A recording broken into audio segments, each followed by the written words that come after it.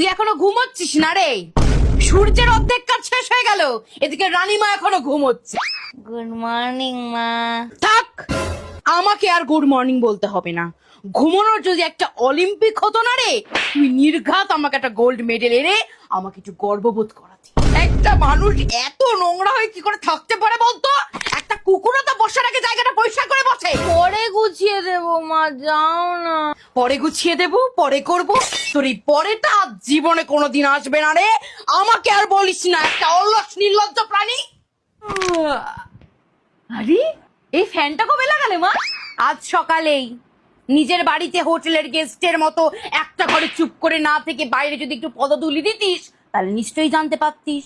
হ্যাঁ, ফ্যানটা খুব সুন্দর, ট্যাটুমবার্গের ফ্যান, স্টুডিও ভেন্ট্রা, স্পেশালি তোর জন্যই কিনে। যেভাবে তুমি আমাদের টাকা ওড়াচ্ছ মনা, ভাবলাম এই ফ্যান